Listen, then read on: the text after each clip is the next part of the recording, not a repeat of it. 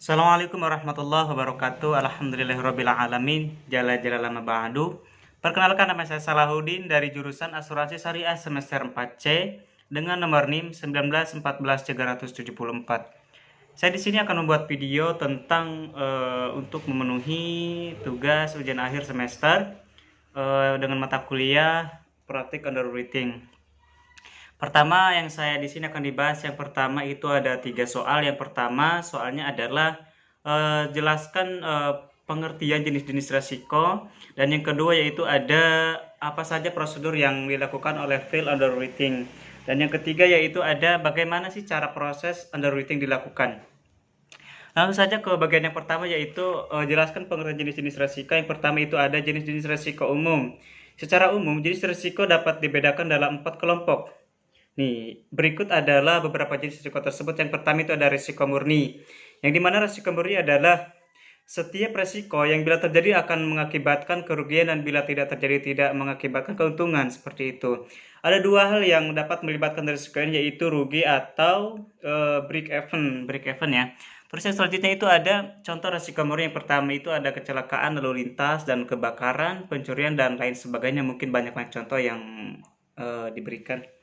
Selanjutnya lagi ada risiko spekulatif, yang dimana risiko spekulatif ini adalah risiko yang dapat menimbulkan kerugian dan juga keuntungan. Ada 3 hal yang dapat diakibatkan risiko ini, yaitu rugi, untung, dan break even juga. Nah, selanjutnya contohnya seperti contoh risiko spekulasi ini seperti bursa efek ataupun judi, membeli undian berhadiah. Dan selanjutnya itu ada resiko partikular. Nah, resiko partikular ini adalah resiko yang merupakan yang sumbernya dari individu dan berdampak pada lokal. Pada lokal, contohnya kecelakaan kendaraan. Nah, selanjutnya ada resiko fundamental, yang dimana resiko fundamental ini adalah merupakan resiko yang bersumber dari alam atau lingkungan dan berdampak besar, contohnya tsunami, gempa bumi, banjir bandang, dan angin topan, dan contoh lain yang telah dipaparkan. Cuman itu yang bisa saya sampaikan, contoh seperti itu. Nah, jenis-jenis resiko dalam perusahaan menurut Jarion 1997 ada 3 jenis resiko dalam suatu perusahaan, yaitu yang pertama ada resiko bisnis dan resiko strategi, resiko keuangan. Nah, tadi kembali lagi ke pertama, yaitu resiko bisnis. Pengertian risiko bisnis adalah risiko yang dihadapi perusahaan terhadap kualitas dan keunggulan produk mereka yang beredar di pasar. Munculnya inovasi di bidang teknologi, desain produk, dan pemasaran mengakibatkan adanya ketidakpastian pada berbagai aktivitas bisnis. Nah, selanjutnya yaitu ada risiko strategi, yang dimana pengertian risiko strategi merupakan risiko yang dihadapi perusahaan akibat dari adanya fundamental pada lingkungan ekonomi atau politik. Risiko ini sulit untuk beradaptasi karena dengan berbagai hal makro di luar perusahaan, contohnya kebijakan ekonomi negara dan lain-lain. Selanjutnya itu ada tadi risiko keuangan, yaitu yang terakhir ataupun yang ketiga. Risiko keuangan adalah risiko yang muncul karena adanya pergerakan pasar finansial yang tidak bisa diprediksi. Risiko ini berhubungan dengan kerugian yang mungkin dialami pasar finansial. Misalnya kegagalan defaults ataupun dalam obligasi finansial, kerugian pergerakan tingkat suku bunga. Nah, selanjutnya apa saja prosedur yang dilakukan oleh field underwriting ini, soal yang kedua.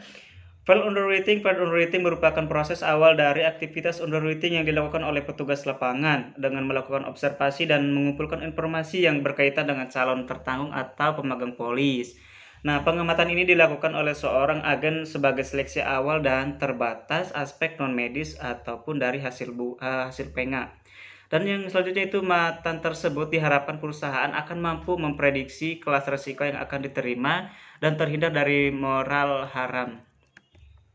Nah, selanjutnya itu yang ketiga, bagaimana cara proses underwriting dilakukan. Nah, di sini proses yang pertama yaitu bertujuan untuk memberitahu sebanyak mungkin informasi ataupun fakta material yang terkait tentang resiko atas objek yang dipertanggungkan. Semakin banyak informasi yang dapat diperoleh, maka semakin baik pula proses underwritingnya. Berikut proses-prosesnya yang akan saya sampaikan. Yang pertama ada Mengumpulkan informasi fakta material. Nah, di sini langkah pertama adalah mengumpul segala informasi mengenai material facts yang terkait dengan objek pertanggungan.